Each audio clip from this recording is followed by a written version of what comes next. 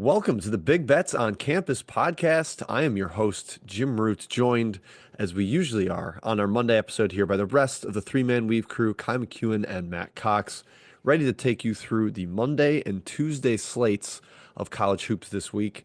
Every morning we will be on the episode talking about it. We've got a couple other crews that take the later in the week episodes here on the same BBOC feed, so make sure to check those out as well.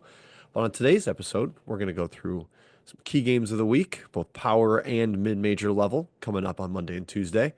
We're going to talk about some spots, some of our favorite favorites, potentially live dogs, of course, the trash man pick of the week, and we'll recap our bets for you at the very end. So let's get into it without any further ado here, boys. Starting on Big Monday in the Big 12. Kai, you and I watched Arizona and Houston play on Saturday. Houston came out with a win at Arizona. Now the Wildcats go on the road to Baylor, who survived an overtime game against West Virginia over the weekend. Kind of an interesting, do we want to sell the shorthanded team off of overtime? You get Arizona coming off the loss. Looking at a price of Baylor -1 in the market, Mr. McKeon. Any takes for you on this one? Jim, I like Arizona. They impressed me against Houston. Despite the loss, they were leading most of that game. They only allowed 6 offensive rebounds to the best offensive rebounding team in the country, or at least one of them. That was impressive to me.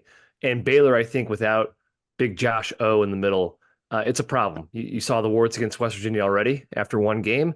I think you're going to see, especially against Arizona, a very big team. I think the lack of depth is really going to hurt the Bears. And of course, Matthew, I love Arizona with 2 straight losses coming off those and getting back, a little bounce back here. Baylor's not immune at home. They lost to TCU at home already this year. So give me the Cats.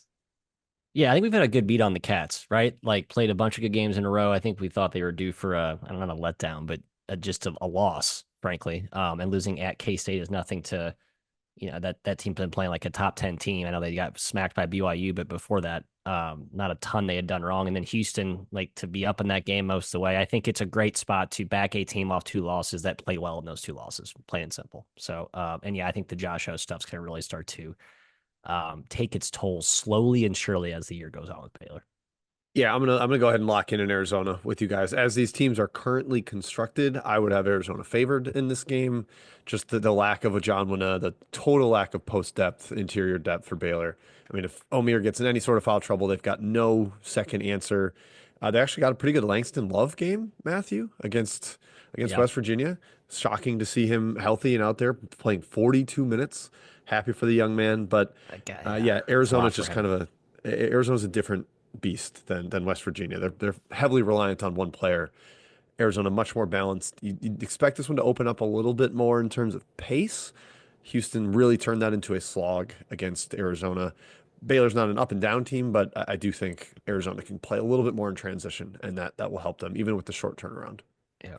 So, joining you guys, Arizona +1. I'm going to lock that one in right off the top here. I'm Now we curious head when to when this goes live, what it'll be. I hope it's not like it's an one. Arizona. It's one. I'm looking at it right It's now, what Matthew. I'm saying when it goes live to the masses, the listeners by Monday Oh, morning. got We'll it. see Yep, what the yep, yep. overnight What would you take thirsty it to? betters. I would take 2 Arizona to -1, -2. Yeah. -2. Yeah, I agree. No more than 2. There's some Baylor one and a Thank you, Reed. half out there right now. So yeah. Yeah. Um, Gonna have to see what direction that moves in, but folks, that's what we would do. And again, I'd make Arizona favorite. Okay, Tuesday, typically a loaded slate for the week, but this one isn't quite as stuffed as last week. Last week was nearly a Saturday slate. This week we got 4 big ones we're going to discuss here on Tuesday. In the SEC, we'll start there, Matthew, because that's where college basketball starts and ends this year. Texas A&M headed to Mississippi State. Both teams got big wins over the weekend. Mississippi State especially kind of badly needed a strong performance, and they got it done in the Egg Bowl, the EBOB, the Egg Bowl of basketball. Took care of Ole Miss. Maybe you've got a Texas A&M look ahead to Tennessee here. The road game sandwiched in between 2 big home ones. Curious what your take is here on this, Matthew. Mississippi State -1 per Ken Pound, so pretty close to a coin flip game. Yeah, you guys kind of sold me on Mississippi State, maybe in terms of I maybe grasping for straws and still trusting this team all the way. I know they did just win at Ole Miss, but this does feel like kind of the natural letdown spot as a continuation of their sort of up and down roller coaster SEC schedule to date. even though it is at home, they've had some stinkers at home, right? They got smacked by your Tigers. Bama came in there and beat them in a high home spot. I thought they were kind of lucky to beat Ole Miss in the first meeting at home. Really, the only great home performance was against South Carolina coming right out of Christmas, and I think that team was sort of a zombie team at that point. I like A&M. I mean, this team's awesome. We've said it all year. I think their offense has actually looked a little bit more fluid lately. Solomon Washington back in the mix. I think he was only out for a game or two, but I think he really helps. They've really leaned into that bully ball lineup. It's weird to see that It's weird to say a Chris Jans team has a disadvantage inside, but I think this is actually I think that's true. I think it's A&M's front line. That's just like a bunch of men, grown ass men. Yeah, strong lean for me for A&M. If you can't shoot against A&M, it's bad news. At Mississippi State, though, they take a lot of threes. Though Josh Hubbard's awesome, they have not been hitting this year, and they don't have a ton of shooters. I think that's really bad news against A&M. I think A&M's guards, who can pressure the living bejesus out of the opposing team, is going to be a problem for Mississippi State. And I don't think Mississippi State can really keep A&M off the glass, despite their reputation as being physical and kind of grimy under Chris Jans. I think A&M just does that way better. So A&M is a heavy lean for me on Tuesday. I'll be the voice of dissent here, guys. I lean towards the Bulldogs at home. Both of them coming off a good performance, as we said. So I don't think there's any real buy low, sell high type of spot set up. I like the Mississippi State started Kugel last game, his first start of the year, or first start in a while, excuse me. And I just maybe that gets him more engaged. He's a really high upside type player.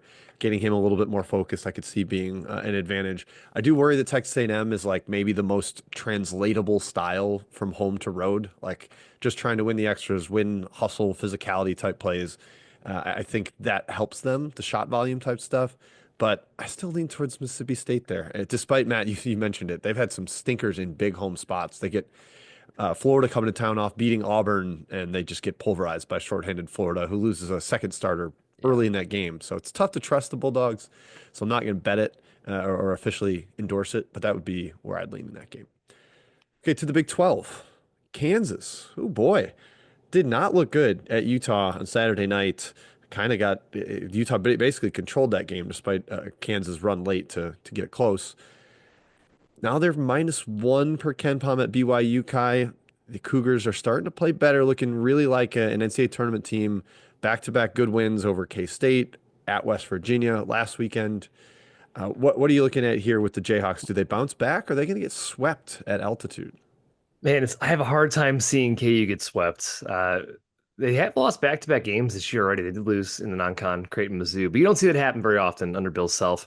And certainly this year is a little bit unprecedented with how they're performing in the Big 12 so far. Losing to Utah is just crazy to me, just given this program's history.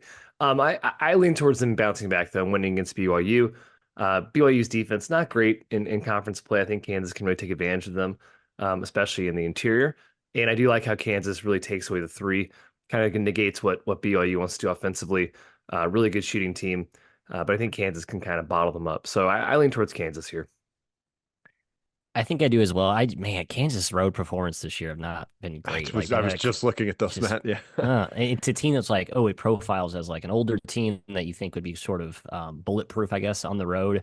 I was also trying to kind of map the trend of the new two-legged altitude trip, which is BYU and Utah here, a lot easier than the old Pac-12 Utah to Colorado or vice versa. I do lean KU despite all the healthy skepticism that we've kind of shared here. I mentioned last weekend, I thought the Utah matchup was just a good one for Utah. Like, I don't think Kansas was built to exploit their lack of quickness.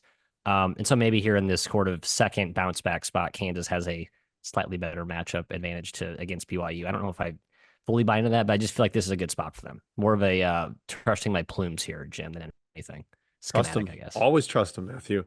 Yeah, we mentioned that with this mountain trip that it's like no travel. The Salt Lake City to Provo or Provo to Salt Lake City is not bad at all. So don't worry too much about that. Second game at altitude, maybe that's a part of it. But Kai, you mentioned Kansas has lost 2 games in a row. However, their last 9 games, win, loss, win, loss, win, loss, win, loss. The patterns would tell me that they're gonna come up with a win here. I feel that way too. I think they can battle BYU in the paint, take away some of the shooting a little bit, and KU's lack of perimeter dynamism scoring. I don't think he'll be as exposed against BYU here. I think Dickinson has a big game against the physical but somewhat undersized big guys, Keita and Traore for BYU. So I think Dickinson actually sets up well for him. I will lean towards Kansas as well, but not a team I want to trust on the road. As Matt mentioned, they've got Yeah, it's a some real pass. stinkers in recent play on the road. So I'm gonna sit that one out. Now, two in the Big Ten that are really intriguing to me based on results we saw this weekend, basically teams flipping opponents. Wisconsin won at Purdue, Michigan State won at Illinois. Now they trade opponents. Purdue going to Michigan State on a two-game losing streak, Mr. Mm, McKeon. Seems mm. crazy to say about this team that seemed like it had a shot at a one seed before this losing streak. Michigan State is 1-9 against Purdue in their last 10 games straight Wow. up, Wow. but they're 5-1 against the spread. Mm. So, they were dogs basically every time against those Zach Edey teams, and they were able to compete. Now it's a much more evenly matched game, projected spread of 3 at KenPom. What are you thinking here, Kai, with the Boilers headed to the Spartans? I think the thing that sticks out is ball handling. The way Purdue's been able to turn teams over this season, especially in conference play, a little bit of a problem for Michigan State this season. Not exactly secure with the ball, very unlike a typical Izzo team. However, I do think Michigan State can defend Purdue, a team that plays through the post. Michigan State has a very deep front court, can throw a lot of bodies at Trey Kaufman Wren. I think they can kind of handle that Purdue offense, and on the other end, I don't think Purdue is a fantastic defensive team outside of forcing turnovers. I think Michigan State will be able to get rebounds against them. I think they'll be able to get to the line. We know they can't shoot, but I think the interior is pretty open against Purdue. I don't think Kaufman Wren is much of a rim protector. Don't really think Purdue has that on their team. So I lean towards Michigan State in this game. I have a big Sparty lean here, and maybe this is the fallacy of letting your recent eye test persuade you, and sort of frustration if you bet on a team that just laid an egg. And Purdue's defense was just pitiful. Like at home, we talked about how it's like, wow, Purdue's forcing turnovers, but there's no ball pressure. They don't like disrupt you. They don't make you feel uncomfortable. And I think on the road, like I said, I think the Purdue ceiling is unlocked by guys like CJ Cox and those younger guys who I think are just more prone to playing better. At Mackey, I think on the road against just an equally as angry or motivated Michigan State team, I like Sparty here. We'll see what this number. I think this comes down to price, Jim. Like KenPom -3. I think this is going to be like -4.5. Maybe is that too rich? Maybe I'm underselling Purdue's, I guess, numeric or analytic value or Yeah, I don't love in the know. market. I don't know. I'm not sure what I would estimate Maybe the 3 is price close to right. I would say 4 is my guess. That's my guess. Do either of you buy anything into the emotional letdown of Tom Izzo just passed Bobby Knight? This is the game after No. the okay. All right. Just wanted to ask. Yeah, maybe that was a bigger. I kind of glossed over that. Maybe that was a huge deal, and I just missed the pomp and circumstance. But There's now a whole they got a whole video made of like every coach in the Big Ten, like Bo Ryan and like Yeah. all these old coaches saying congratulations. Like it was a big deal. Kai, I really like the point you made on our Saturday show about Wisconsin being the super high volume, high efficiency 3-point team, bad for Purdue's defense. And Michigan State is last in the Big Ten in 3-point attempt rate and 16th in 3-point percentage. You go from this high volume team to a low volume can't shoot team. I kind of lean to Purdue in the buy low, sell high aspect of it. Michigan State's probably going to play some drop coverage with their big guys, and that's where Braden Smith can really eat in that mid-range area. Or if you send 2 to him, he finds open shooters, open cutters. But I do worry about Kaufman Wren in the post. Michigan State can rotate like 4 different guys at him, and that's a real tough matchup. So lean Purdue, nothing overly strong there. I would say just the fact that Michigan State can't shoot could show up a little bit in this particular matchup. Illinois at Wisconsin is the other matchup off of those two this weekend. Man, the Badgers looked stunningly good, Matthew, against Purdue. They got a 3 seed in the bracket reveal, 11th overall, and then they win at the number 7 team, Purdue. Maybe sliding up towards a 2 seed. John Tonje, All-American. Man, it's been quite a season for the Badgers relative to expectations. Illinois, on the other hand, starting to swoon. Their fans are panicking because they can't make a 3. And these are the top 2 teams in 3-point volume in the conference, Matt, except one shoots 39%, the other shoots 28.8%. That would be Illinois, the bad shooting team. Does that mean you're going to ride with the Badge back at the Kohl Center -5 is the price KenPom is telling us? I like Buzzcut Badge ETH long term. I think in this spot, I like Illinois though. I think they make 3s in this game, frankly. But I think the thing about Illinois too is the the way they're built with all their perimeter speed is that's what makes them a really good offensive rebounding team. Is they can a lot of those long rebounds are more gettable. I think they kind of spread and spray Wisconsin a little bit here on the road. So I'm trusting the spot, and I think the matchup actually does favor Illinois. We'll see though. I mean, I think this is a good chess match with how much does Gar like use the two bigs. Collectively, does he kind of go with the platoon? But man, Blackwell and Tanjay are playing like God, they were just so in sync. Like multiple backdoor cuts to each other late in the clock against Purdue to get buckets. I mean, just one-on-one in traffic against contest. Like I kind of feel like this Wisconsin individual talent star shot making thing with Blackwell and Tanjay is getting undersold, just given the perception. But I like Illinois. I don't again price -5 feels about right to me. We'll see though. Maybe -6. I don't know. Wisconsin's been awesome, man. Top 10 now, I think, Ken Pump. So tough to say. They've been awesome. I think Illinois is a good matchup for them, though. I think Illinois covers this game. I think they can win outright. I've been impressed with Wisconsin, but compared to Purdue, Illinois got that bigger perimeter. I think that really helps a lot against Tanjay and Blackwell. Can match up better with Wisconsin. They beat them already this season, so they have the blueprint. Great game in the first matchup. Illinois, the best team at taking away the three. They really sell out for it. Underwood's a big proponent of taking it away. That's huge against Wisconsin. Like Jim said, number 1 3-point attempt rate, number 1 3-point percentage. Illinois will take that away. On the other end, I really think they can space out Wisconsin's more plotting bigs, Crowell, Winter, take Ivisic out to the perimeter, put them in space and pick and rolls. I'm loving what I've seen from Morris Johnson lately. He's not a perimeter guy, but he is a hell of a role player, a role man in pick and rolls. And he's just so strong. He's stronger than both Wisconsin's forwards. So I think Illinois keeps this one close, Jim, and maybe pulls an outright doggy. Yeah, this is the second one I'm going to lock in. Illinois +5. I like the matchup. I like the situation. Wisconsin, I like them postseason, Matt. Like you said, having multiple guards that can go make plays. Klesmit's kind of an MFer too. Like he's got a little more off the bounce more than I wiggle. realized. Yeah, he does. Yeah, I don't like him, but he does. Yeah, fair. Wisconsin also got like a giant game from a walk-on at Purdue. Jack Janicki had like 3 threes after making 8 all season or something because McGee got kicked out for a borderline elbow to the nuts. But yeah, I think Illinois, the panic is a little overstated. It's just not making shots, which is frustrating, but I don't think it's a long-term red alarm worry about this team panic mode type thing. So I think Illinois bounces back there, keeps it close, like Kai said, at minimum, with a potential to pull off the upset. All right, guys, that is it for the power games of the week. We're going to go to the mid-major games of the week. Again, Monday, Tuesday, not huge for the mid-majors, but we do have the showdown in the Southland, Matthias. McNeese headed back to Southeastern Louisiana, the only loss that the Cowboys took last year in league play. And Southeastern is freaking cooking right now. So they have rallied all the way up to second, having won 11 of their last 12 after starting 0-3 in the league. Does McNeese continue to roll? It's -8 in the market relative to -7 at Ken Pom. Any takes on this one, Matthew, from a side or total? Yeah, I do kind of like McNeese here. Off the OT win, Selah against Nichols, which is a weird prep in of itself. So going from the weird Nichols prep to just back to McNeese in a short turnaround, I would like a little more runway of prep for David Kiefer if I was going to back the home dog here. I kind of like McNeese though. I feel like I've been sort of anti McNeese as like they're overvalued and in conference they're not going to cover these margins. But I do think in this spot I'm inclined to lay it. I don't know. Anyone got any tabs on what the home hype atmosphere is going to look like at University Center, Kai, the esteemed University Center down there in Hammond? Yeah, I don't have any inside sources there, Matt. I'll tell you what, I've been low on Selah or Slew, as the locals call him.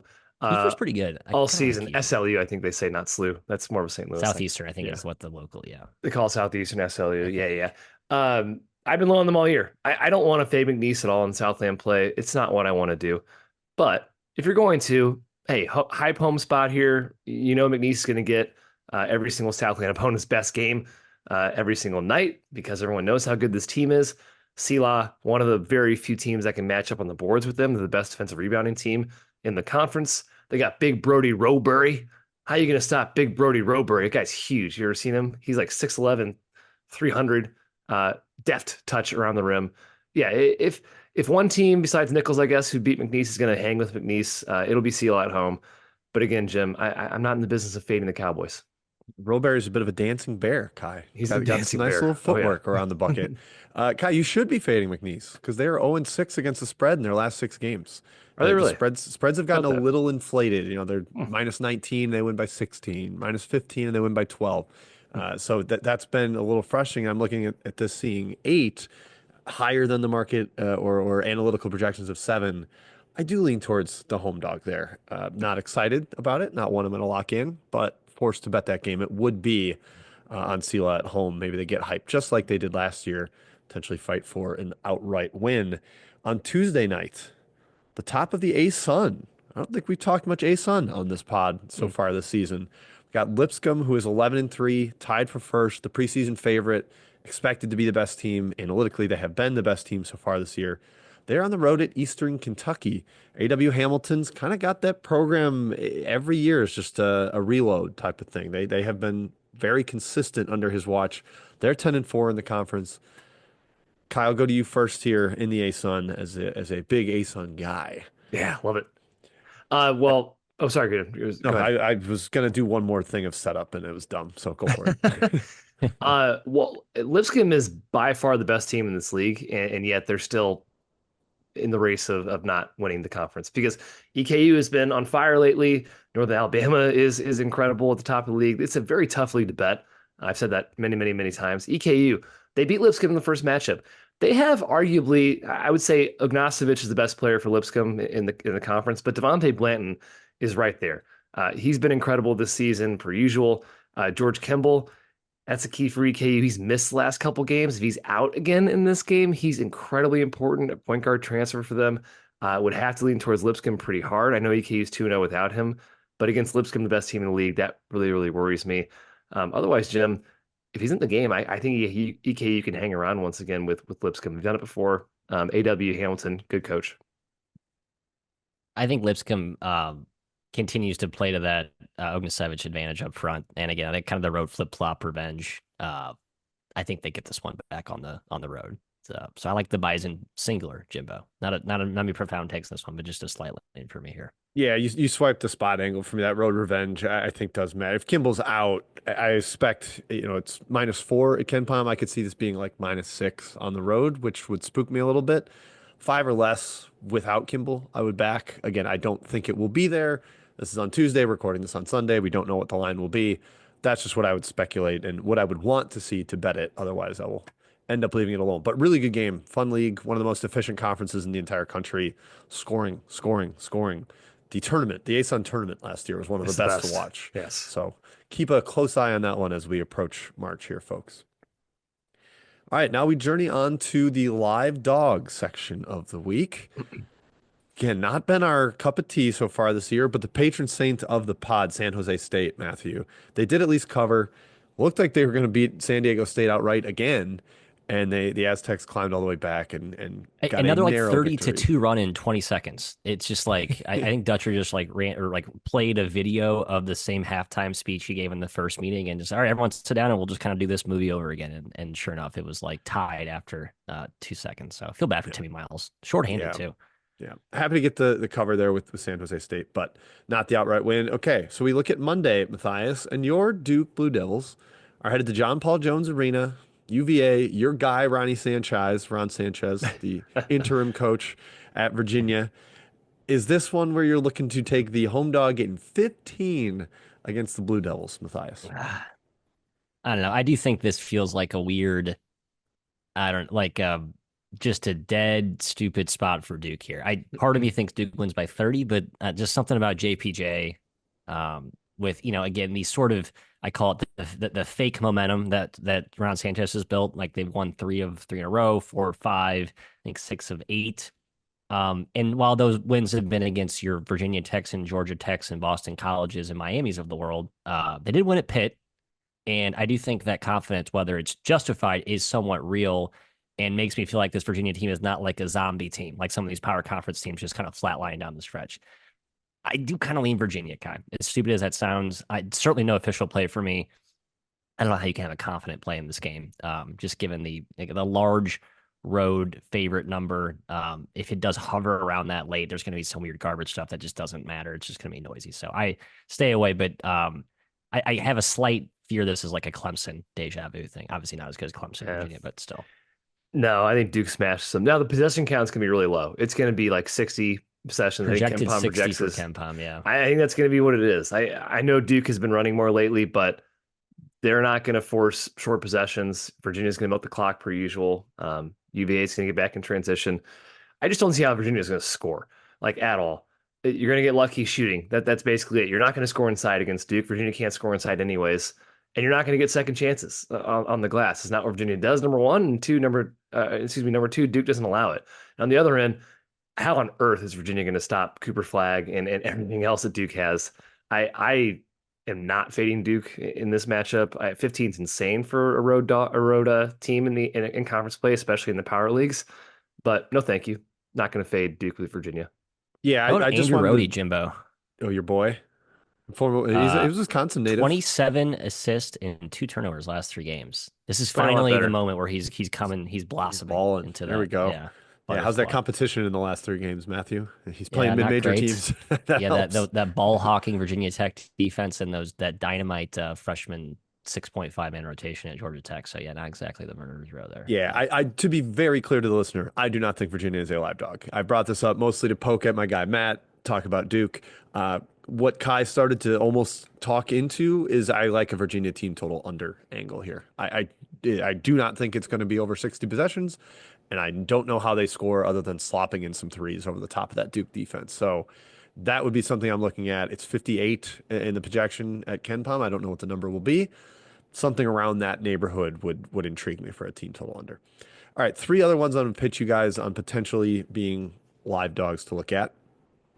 Also on Monday, Texas Southern is getting a touchdown at home, excuse me, on the road at Southern. Southern is running away with the SWAC right now, but we know Texas Southern is always game to play up to better competition.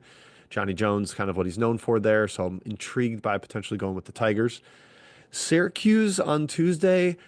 I don't want to back Syracuse, but I almost want to fade Pitt even more than I don't want to back Syracuse. I think Pitt is circling the drain. I don't know what Jalen Lowe's status is going to be. Their starting point Yeah. guard. He's very, very important, but they couldn't get away from Miami, who stinks.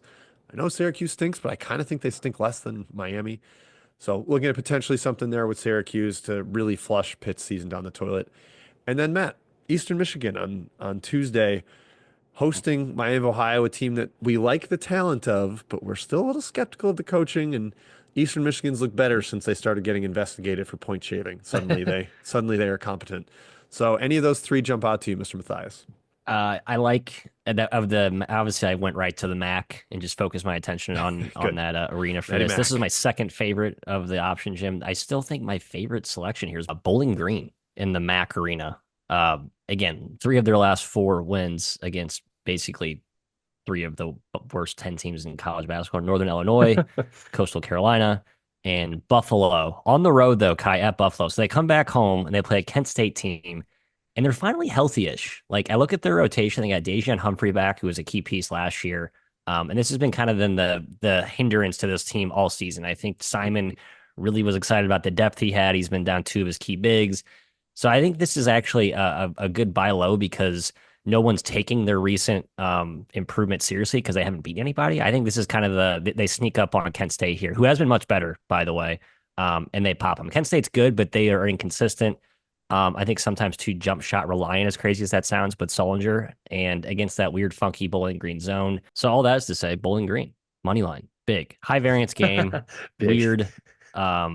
Just again, I just think it's a dead weird spot for Kent State here, and I think Bowling Green is undervalued because no one's taking what they've done seriously. They probably shouldn't, but again, I'm trying to kind of take the lead here, Kai, before the inflection point really hits what their value in the market. Yeah, I can't win on the MAC. I keep betting it. I don't know what I'm doing. It's dumb. Yeah, so I'm not doing this one. Kent State just absolutely murdered them in game 1. That scares me. They were up by 25, ended up winning by a bunch. I'm a little bit intrigued by Eastern Michigan, but again, Jim, I'm not betting the MAC, so you can't make me do that. Syracuse without Jalen Lowe, if Lowe's out again for Pitt, sure. I mean, that's certainly a bet against the number, for sure. Miami, we took against Pitt yesterday. That worked out. Texas Southern, though, my favorite of the bunch. I do think this team in the SWAC can beat anybody. They're as talented or more talented than anybody else in this league. SWAC's always strange. Southern at Texas Southern. I'm sure the home crowd will be fine there. I would venture a flyer or take a flyer on Texas Southern, Jim, at +7 Yeah, or that's my money line. favorite one. Yeah. That's my favorite one as well, Kai. 6.5 or 7 in the market right now. I'm not going to go money line because I'm a pansy and I'm scared, but I am going to take +7 right now is what we see out there. So I will lock that in Yeah. and include it in my summary once we get down to that at the end of the episode. But yeah, I just the lack of success we've had in live dogs has me a little gun shy on a lot of these. So yeah, intrigued by the spread on fading pit there with Syracuse, but I don't like Syracuse enough to do it. So instead, we will pivot to the next section, which is the favorite favorites, our overdogs. Last week, boy, not great either. FAU depended on your number against Charlotte. Campbell Yeah. barely won outright, so they did not cover. Akron scored 105 and did not cover, Matthew, because they gave up 92. That's a Yeah. How did problem. Western Michigan score 92 against them? That was I, weird. I don't know. Very confusing. And I was monitoring both Oregon and Marquette. I think Kai and I both laid it with Marquette against DePaul, and Yeah. Marquette is in trouble right now. Hmm. They are not playing good basketball. So let's try to find some teams that maybe will play good basketball this week. And I don't have any on Monday, Matthew, but I like 3 on Tuesday. UConn, Florida, UCLA. I'm going to start with Florida because we know they're playing good basketball. This team has been awesome over the last 2 to 3 weeks, blowing teams out, including the number 1 team in the country on the road. Alex Condon is hurt, but Kai, let's just pull Micah Handlogton off the mash unit pile and debut him for 20 minutes and get real competent performance from him out of nowhere. And Elijah Martin returned. So laying 15 against Oklahoma, very intrigued by that. Oklahoma's in big, big trouble. They have trended way down recently, just lost at home to LSU. They might be on their way out of the tournament. The other two, UCLA heading back west to host Minnesota, Hmm. -12 there, and UConn off that bafflingly poor loss to Seton Hall. Laying 6 against Villanova, I'm pretty intrigued by Kai. Any of these 3 stand out to you, or is there another favorite you're looking at this week? I think UConn's the best of the bunch there, Jim. Yeah, you can bet that Dan Hurley practice was not fun. Following that Seton Hall loss, he no doubt is ready to get his men back in shape. UConn lost to Villanova earlier this season. Sans McNeely at Villanova, so another angle for a little revenge here. And yeah, Caravan free throws. The 2 Caravan free free throws throws. to beat them. Yep. Yeah, and despite Eric Dixon's greatness, I do think UConn can figure out a combination to throw at him, at least try to contain him a little bit. And he's their weapon. He's their only weapon, and I think it's a great bounce back spot for UConn, especially at home, Matt. So yeah, the Huskies for me. I kind of like Iowa State, Jim, hosting Oh, Colorado. do The tell. Yeah, the Buffs off their first win at Big 12. Actually, their first win since before Christmas. They beat Bellarmine at home, and then they lost every game they played until this weekend against UCF at home. Congratulations. I remember the first conference game was against Iowa State at home, and it was a very close game until late. Iowa State did the thing where they kind of mess around and they play close with a good team, and then they just put on a 12-0 run in the final 30 seconds of the game, and they find a way to cover. I think Iowa State is kind of buy low is one way to say it. I just think they're due for like an eye-popping, dominant Iowa State 40-minute performance, which we really haven't seen since the Momo injury. I think Yeah. this is this. They beat TCU by 1 billion. Yeah, sorry, and I bet TCU in that game. So I think a repeat of that performance is coming. The question is the price here. I think you're going to have to lay like 18. KenPom has it 17. Colorado is sort of in the boil ball fashion. Not always an easy team to squash, but I think in this matchup, Iowa State has their attention because they did play close at their building. And I think Colorado coming down from altitude just kind of rolls over, frankly. So I like Iowa State here. It's my first official play of the show. There he goes. Good for Woo! you. I'm going to let you have that one, Matt, but I am going to join Kai on UConn. I just think we've seen very defined good matchups, bad matchups for UConn. Teams that pressure, force a bunch of turnovers, that really exposes their backcourt. And Villanova does not do that. The other thing Villanova doesn't do, Kai, they don't get to the free throw line at Mhm. all. And UConn fouls you like crazy. I think that helps UConn here. So good matchup, plus off a loss, angry Dan Hurley, plus revenge angle. It's probably gonna be like 7.5 Yeah, rather than the right. 6 that KenPom's offering. Maybe even higher given the Liam McNeely Mhm. back in the lineup factor. But I will lay up to like 9. I think they Oh win by wow. double digits there. Okay.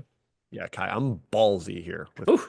with UConn. Last week, a couple of my bets got picked off because of price, so maybe I'll be a little more flexible on Market what I'm does gonna like take to there. shade our leans, Jim. Maybe we're just too obvious on this show. Yeah, that We're could just be. too That could obvious. be. The one concern with UCLA is that they actually have worse travel than Minnesota. Yeah. They're coming back from Indiana, Right. and Minnesota was just at USC, so they've just been hanging on the beaches. Probably went surfing, hanging out in LA. So that spooks me a little bit. I'm not gonna lay Florida, even though I probably should. It feels like at some point Oklahoma's gonna stand up for themselves instead of getting just bullied around by that conference. So the only one I'm gonna actually lock in is UConn at that 6 right now. Okay, moving to spots, fellas. Last week, UNC is immune to being in a good spot. They can't cover even if they are in a perfect spot at Clemson. So get out of my tournament, Tar Heels, even though their AD is the committee selection chair. That's going to be a fun little Bubba. controversy coming towards Do the they end change there. that every year? That's a new person. Okay, they Yep. rotate that. Yep. It He rotates. just a quick tangent. He's reasonable. I like that guy on the selection show. He was Wow. actually What if he puts explaining. UNC in the He actually had field a personality. He could explain stuff much better than the past. Okay. Okay. Tangent over. not a robot? That's good. Yeah, not a robot. Mississippi State couldn't handle Florida in a great home spot. We mentioned that earlier with them not being able to hold up. But Auburn off a loss did win, did cover at Vanderbilt narrowly. They got a 15-0, and then it was actually very close whether they're going to cover down the stretch. But this week, Monday, we mentioned Kansas is a little bit of the buy low off the loss, going to sell high BYU. On the other end of that altitude trip, K-State lost at BYU. Now they go to Utah, who's really feeling themselves after knocking off the Jayhawks. No travel for K-State. Market's got at Utah -2, 2.5. I'm intrigued by K-State. And then 2 on Tuesday, guys. I'll just set these up, and Matt, I'll let you go wherever you want with these. Arizona State +11 against Houston. Yeah. Cougars are off a huge win down the stretch at Arizona. Travel's not bad. Obviously, you just drive up from Tucson to Phoenix. But Arizona State without Quaintance could be screwed in the paint there. That is my concern in that matchup. And then Fresno State +20 at San Diego State, Matt. This is what I'm going to Yeah. back. I do It's too. just I'm with too you. high. San Diego State's been bad against inferior competition. They're off a huge win. They're better when they're playing up. I don't trust them as a big favorite. So 20 points, Matthew. I will take Fresno. It sounds like you're in agreement. I agree. I think if you believe that San Diego State is the kind of roller coastery team that they've been all year, this is a prime spot to fade them. But then I kind of look at the Fresno side, and they've been feisty at home. We talked about how the Save Mart Center is not like necessarily a like a crazy home crowd, but it's a weird, big, cavernous venue that I think is just an odd place to play for opponents in the Mountain West. A lot like the San Jose at home. Um, but then that first game, the Aztecs just completely and utterly ate at the rim when they started trying the second half. So I do think maybe it's a first half play, Jim, and then maybe there's a wake up call like we've seen the Aztecs do against the dregs of this team. So I think the specific play for me, if I can go derivative market here, is Fresno first half. Hopefully that's like 10. I'll allow it. Okay, thank you. You know what? I don't need your permission. Okay, I'm taking. fine. I think Fine. it's I'll if I get like 10 or more. I like Right, Yeah, you 11. should. I would think you should. Yeah. Yeah. I like the number 2, Matthew. That's a lot of points, man. That's a lot of points. I think San Diego State's only beaten Fresno by 20 plus this season. I'd have to go all the way back, but I think that's true. Yeah, laying margin. They're not a great offensive team. They played December 4th. It was like one of those early conference games, way, but yeah. Yeah, they're not a great offensive team. So I do like Fresno there. Boy, Arizona State, I mean, that's a big number. And you like that after an emotional win against Houston. But Jim, I think Jim's right. They're going to absolutely murder them inside in the interior. And I just don't think Kelvin Sampson's bunch is a letdown type of team. Like we're riding high on ourselves. I don't think they get high or low. They are epitome of consistency. Big lean Kansas State, though. I do think that travel is really nothing from BYU. I still think they are on the trajectory of getting back up towards where we thought they were going to be. Tough loss to BYU, but I think they can bounce back here and beat Utah outright. Yeah, I think the only one I'm going to go with is Fresno, but I'm going to think long and hard about K-State, Kai, and it could be one I end up adding Monday during the day or something. I can't convince myself quite there right now, but I agree. I think the trend is still up with them despite that loss, and Utah is a worse team than BYU. No surprise there, but I think K-State can get back to the winning ways and continue to have a dalliance, a little flirtation with the bubble. They're not quite on the fringe, or they're not quite right in the mix yet, but they're lurking. They are lurking. To our final section here, the trash. Let's take out the trash, fellas. Last week, Buffalo won at Northern Illinois in a disgusting MAC game. And because I am in charge of the outline, I don't want to talk about the MAC. And I felt bad beating up on the sad SWAC, two of the bottom 10 teams. I could have gone with that. Matt, this is an ACC trash game. Virginia Tech -1 at Boston College. Two maroon teams with not a lot of hope this season, unfortunately. Two bad rosters. But BC's been weirdly kind of feisty. They almost won at North Carolina. Over the past 3 weeks, they've lost in single overtime, double overtime, and triple overtime. Oof. That is an interesting trifecta for poor BC, not able to get it done in added time. Matt, any take on this game? I'm very tempted to bet the Hokies. I just think they have a little bit more competence to them. I agree. And they won at Florida State. They beat Virginia on the road, and they played SMU close. And SMU, as we know, is a good team, and they won at Notre Dame. And then they most recently lost at Virginia in sort of the quick revenge turnaround spot. I forgive them for that. I like them here against BC. We love Mike Young. We knew this roster like badly lacked talent. I think they at least have found some semblance of a rotation. They just have no backcourt dynamism. Like they're just very, very execution reliant. But you have Toby Wall up front. I think he can kind of wreak havoc against this BC front line that I just frankly don't trust and don't think provides any sort of resistance at all. Yeah, kind of slightly into VT, but I'm not as interested enough in to go dumpster diving. I feel like you started more emphatically on their side than you finished. You almost talked yourself out Yeah, of no, it. I cooled off. I lean Yeah. VT. I lean VT. It can't get excited about Virginia Tech. Yeah, Like if Mike you're gonna Young is like these post game pressers. He's just defeated, man. He just knows he's got no money, and it's just tough. I feel bad for the man. Yeah, if you're gonna make me go dumpster diving, Jim, I'll lean Vatek in this one.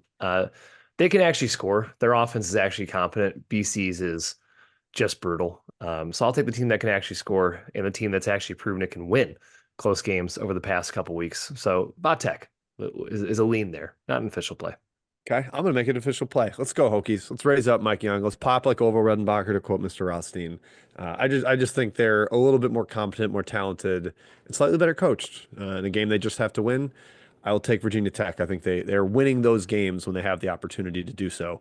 So I think they're able to get it done in a road environment that I am not scared of. I don't know how many people were in the arena the last Boston College home game that I was watching, but it was sub 500, I think. So. Yeah, it's it's the worst home court in the ACC, I think, bar none. Yep. So Yep.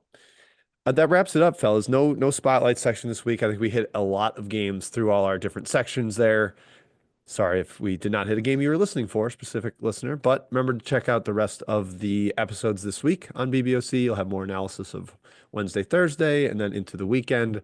But guys, before we run, let's quick recap all of our official plays from this episode. I will start taking Arizona +1 on Monday night at Baylor. Illinois, hopefully +5. I don't know what it'll be at Wisconsin, but I think they compete. Texas Southern +7 on Monday night. UConn -6, all the way up to 9 is what I said. I think they're going to smack Villanova. Fresno +20. Virginia Tech -1 in the trash. Kai, what about you? All right, Jimmy. It was a bad week last week. Gonna get back on the old pommel horse here and be a gymnast. Arizona, yes, against Baylor. I'm hoping to get 2, but if it doesn't get there, money line over 1.5 and 1. Illinois, also Jim against Wisconsin. Hey, hopefully Wisconsin gets some money. We've seen the market bet home team, so Illinois hopefully over 5. Texas Southern locking in +7 against Southern. UConn against Villanova. That one's gonna really get away, I think, from the market. So be prepared to bet early if you want the Huskies in that game. And then Fresno would love 20 against San Diego State. That's my 5-some for this week. Beautiful. Matthew, you're Mr. Low Volume as usual. yeah, I think I was 1, 1, and 2. 1, 2, and 1. Sorry, the last number is the push. 1, 2, and 1. So yeah, bad week for me as well. The max Well, it's stocks. tough when you're betting money God. lines. It's not a simple win loss. It's thing, not. You're right. so, Exactly. yeah. The ROI was probably not as bad, but yeah, I guess you can call it a win push in Michigan, a win cover with San Jose, and then Akron did not cover. There was some late money against, and I tried to get the best numbers. Still, I think that was a hook. I got hooked on that one. I got 13.5. And NIU folded down the stretch as they always do. Keeping it tight. Again, Iowa State, as I mentioned, just a bully bet there against a Colorado team off altitude that I think is going to start to really, really fold down the stretch. And following you guys on Fresno, but again, the first half, the depth concerns really really bother me second half. I think that's where a revved up, pissed off Aztec team, if that game's closed, could blow that game wide open. So that's my concern with the second 20. All righty. There you have it, folks. That's what we are locking in this week. Hopefully, all of your bets go wonderfully as we continue to head down the stretch of the college basketball season. We are 4 weeks from Selection Sunday as we record this. Kai, in 4 weeks and 12 minutes, we will have the start of a bracket. We'll start the Adam Zucker reveal. So looking forward to that. Looking forward to a few more weeks here of BBOC before we get into some conference tournament previews. I'm sure we'll be teaming up with Stuckey and the gang for those. So keep an eye on that in a couple of weeks. But for now, thank you for tuning in. Enjoy your week and best of luck.